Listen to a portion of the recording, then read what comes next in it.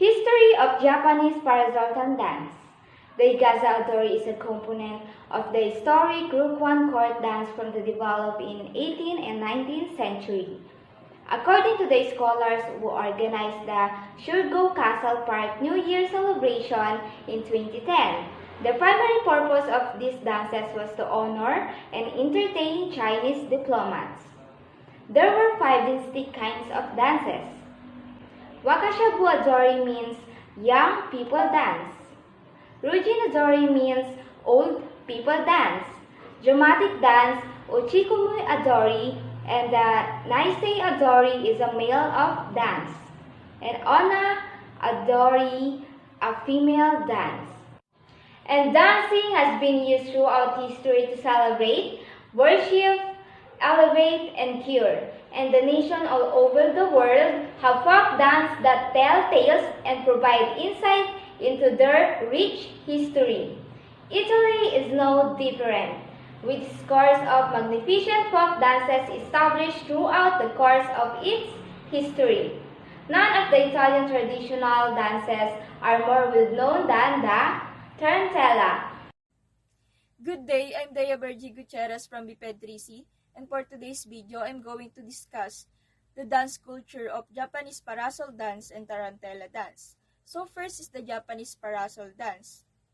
Parasol is a lightweight umbrella used especially by a woman as a sunshade or protect in the rain. In Japan, they have a dance culture that uses an umbrella, which is the Japanese Parasol dance. This dance is an example of a simple Japanese dance that uses an umbrella and usually performed by the girls with the feminine movements. The purpose of this dance is to entertain the Chinese ambassadors that visiting in the country. So the Japanese Parasol dance is also called Higasadori. So there are 5 different types of Higasadori.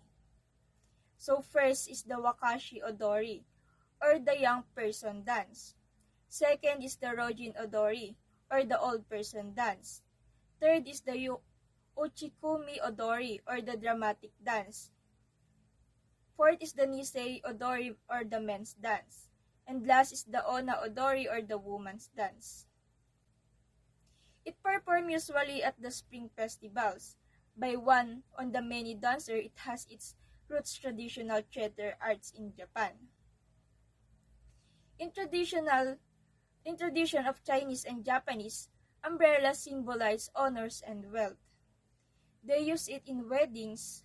The matron of honor would cover the bride with the red oil paper umbrella upon the arrivals to ward evil spirits. Second is the purple umbrellas are symbol of longevity for elders, while white umbrella are used in funerals. So this dance is for entertainment, to give joy to the audience and share the story behind their dances. Today, I am RPGC Tabios from BPED-3C, and now I will going to discuss the place origin of the dance called Japanese Parasol. The origin of the Japanese Parasol may be traced back to the country that bear its names, Japan. A basic example is the Japanese Parasol dance. The style of the parasol. The Japanese Parasol dance is an example of the simply umbrella-based Japanese dance. For rich males, the parasol dance was established. Japan was the incredibly sensual, and geisha would frequently do this after coin ties, almost as a prize for the man. Later on, it became a dance before sexual status was established, so that the guy could get a better view of the female before the erotica was introduced. Classification of Japanese Parasol dance. Parasol, an Asian dance form, is performed on a song called Mikado. This umbrella dance is said to have originated from Japan. Apparently, this dance has its root deeply embedded within the theater of Japan. In addition, this dance is mainly performed at spring festivals. Furthermore, it has essentially been derived from a Dance tradition followed in Okinawa referred to as Higasa Odori.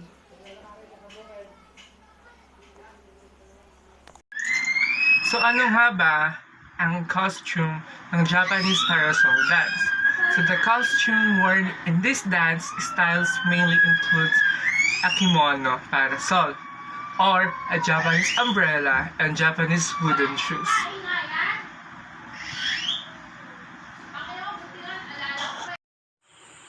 The props in Japanese parasol dance are the umbrella and the wooden shoes, or the geta, a traditional Japanese shoe that look like a cross between flags.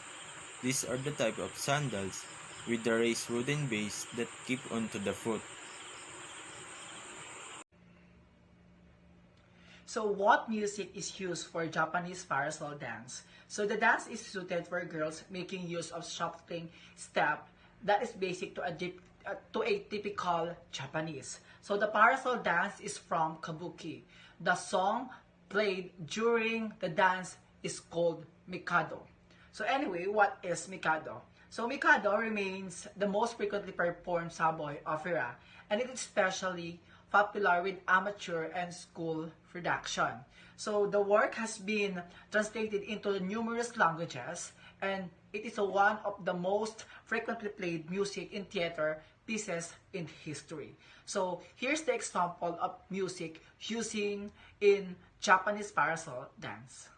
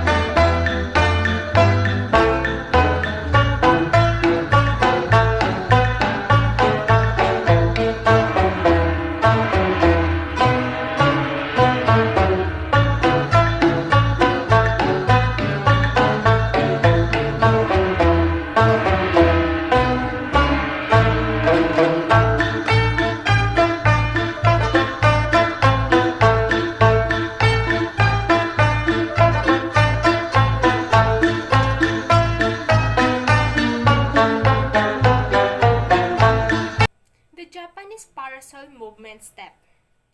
Counting used in the dance 1, 2 to a measure 1, 2, 3, 4 for 2 measure basic steps used in shuffling steps. Formation. In groups of 4 facing the audience, the open parasol is held with 2 hands over the head, the hands holding the handle at the chest level. They stand about 4 feet away from each other.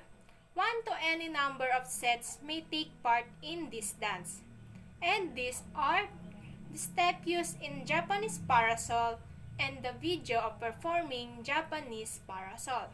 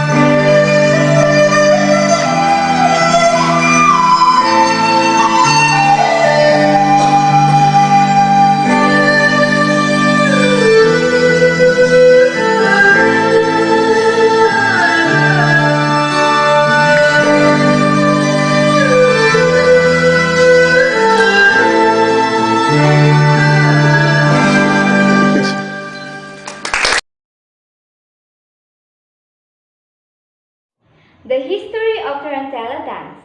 In today's Italy, if you introduce the term Tarantella, you might be welcomed with tales of frenetic wedding dance. However, this traditional dance has a far darker past in the span several decades. A dance to cure. The Tarantella, often known as the spider dance, is derived from the Italian term tarantola, which means tarantula.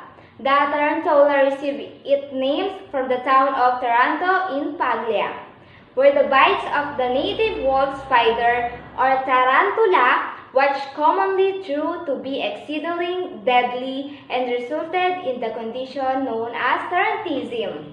Tarantism was disease that revived Taranto and other regions of Italy during the 15th and 17th centuries. Legit as is that. My name is Janina Paula Esbalino from BPED 3C. So next is the Tarantella dance. Tarantella comes from the occurrence of a spider bite from the well-known tarantula. Tarantula is a kind of spider that has a venom. Once na nakagat ka nito, maaari mo itong ikamatay. Most of the women were affected by the dangerous spider. Once you bitten, the venom caused one to fall into a trance, only curable through a frenzy of dance and music. The non-stop, fast-paced dancing would help the victim to sweat out the poison. So meron silang paraan o ritual na ginagawa para matanggal ang venom ng tarantula sa victim. So they use an instrument while the victim dancing in every beat of the music. Ginagawa nila ito to release the sweat because they believe that sa pagpapawis mailalabas nito yung poison ng gagamba. It is unclear how it transitioned into a courtship dance. However, most likely occurred during the later Middle Age. It can be explained to the myth that a group of young Italians, males and females, were outside of the church, Saint Magnus, when they were struck by the tarantula and disturbed the priest while dancing their way to a cure. After a years, this deadly disease became a courtship dance. Either a man and woman or two women perform at the wedding ceremonies and other celebrations. I am Marfigisi Tabios from BPED 3C, and now I will going to discuss the place origin of the dance called Tarantella. The origin of this dance can be traced back to the ancient Greece. It was a ritualistic dance in honor of Apollo, the god of music and the sun, and the Dionysus, the deity of wine. The bite of a locally prevalent variety of wolf spider dubbed or the called tarantula. After the locally was widely believed to be highly deadly and to cause the hysterically condition known as tarantism in the Italian region of Taranto. In the 16th and 17th century, it was widely believed that victims with tarantism required to engage in frantic dancing while listening to the particular rhythm and fast music. Classification of Tarantella dance. Tarantella, couple folk dance of Italy characterized by girls, quick step and teasing, flirtation behavior between partners. Women dancers frequently carry tambourine. The music is in lively 6/8 time. So ano nga ba ang costume ng Tarantella dance? So Tarantella is a traditional peasant-style costume that features a soft white bodice with black velvet vest with red ribbon lace up detail. So layers of red, tulle, and bright satin ribbon bands represent the graceful and elegant characteristic of the Italian courtship dance. The props used in Tarantella dance are the hoe, the well, the tambourine, and the vine from the vineyard. Typically, the woman carries a tambourine, and her rapid movements are used a way to excite her counterpart. Good day everyone, my name is Vincent S. Osal from BPED 3C. So this is the continuation of our report. So what music is used for Tarantella? Musically, the Tarantella is commonly in a very fast version of 1-2-3, 1-2-3 rhythm, usually called 6/8 time music. Probably the best known Neapolitan song written in the rhythm in Funicula Funicula composed in 1880 by Joseph Turco for words and Luigi Denza for music. And also, there are a countless application of rapid Tarantella rhythm in popular music, including the fairy godmother song Bibbidi Bobbidi Boo from Disney 1950 film Cinderella. So, here's the example of music used in Tarantella dance.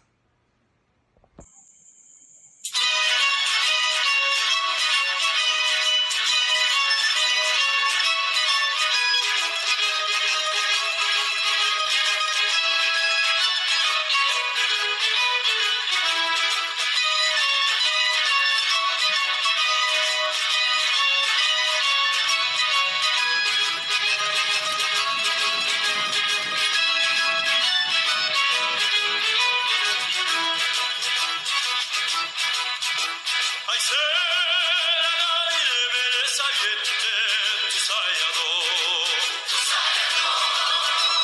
Ados tu cor ingrato chiudi spiegete fameno po Adollo fuoco coce ma si fuie che la sta E non te corri a pieso non te struie sulla guarda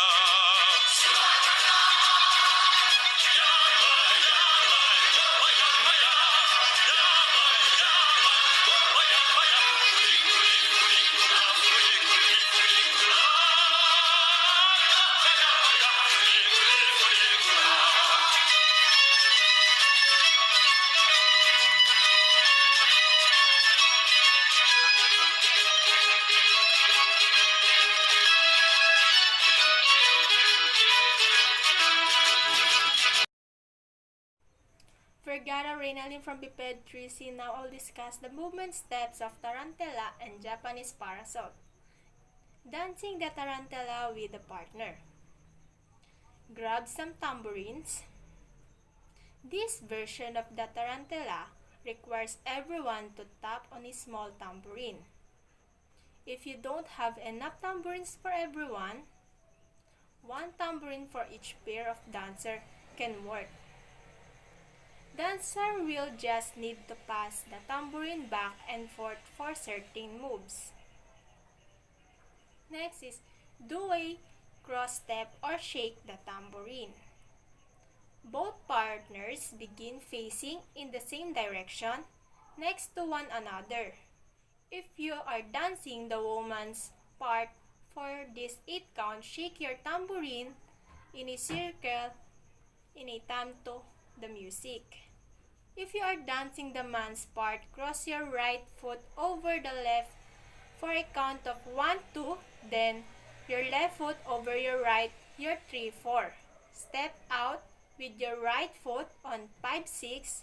Step out with your left foot on 7, 8.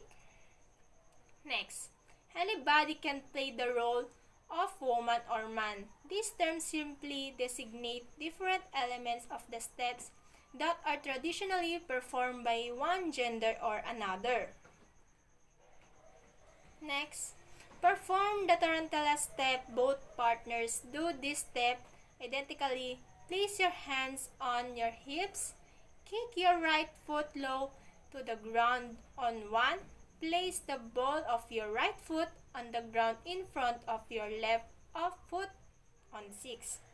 Hop back onto your left foot on 3. Step your right foot back into steering position on 4. Repeat this move starting with your left foot on 5, 6, 7, 8. Repeat this sequence for more 8 counts. Next, this is the Tarantella step. You will use it again several times in this dance. All of this done with a bit of hopping motion. You can do this step so that you travel forward or backward clockwise or counterclockwise. Or you can perform the Tarantella step in place. For this sequence, travel backwards. Do a tambourine triangle. Turn to face your partner. If you are the woman, tap your tambourine to your left shoulder, then left hip, then right hip on 1, 2, 3. Repeat for 4, 5, 6, and then tap your tambourine with your hand twice on 7, 8. Meanwhile, the man stands with his hands on his hips, bouncing slightly in time of the music. Perform a do-si-do. Now both partners perform 2 tarantella steps forward so that you can pass one another. Then perform 2 tarantella steps backward to return to your standing position. This back and forth is called a do-si-do. Repeat the tambourine, triangle, and do-si-do sequence once more. Kneel or perform the tarantella step 4 times in a place. If you are the man, kneel down on your right knee, holding the tambourine in your left hand. Tap it against your side to the beat for 1, 2, 3, 4, 5, 6. On 8, tap it twice. Meanwhile, if you are the woman, perform 2 tarantella steps in place. Remain kneeling or perform tarantella steps in a circle for the next 16 counts. The man stays down on the knee while tapping the tambourine above his head. Meanwhile, the woman performs 4 tarantella steps, moving in a clockwise circle. Perform rotating tarantella steps as a group. 2 sets of couples come together in a circle and extend their right arms toward the center so they are touching. This group performs 4 tarantella steps in unison, rotating all together in a clockwise circle. On the last tarantella steps, everyone taps their tambourine, which is held in everyone's left hand. Reverse the spin of the circle, all 4 dancers. Switch their tambourines to the right hand and turn so that their left arms are now extended into the center. Now, the dancers perform 4 tarantella steps moving in unison and rotating the circle counterclockwise. On the last tarantella step of this sequence, everyone taps their tambourine. Repeat the entire dance from the top for the duration of the song.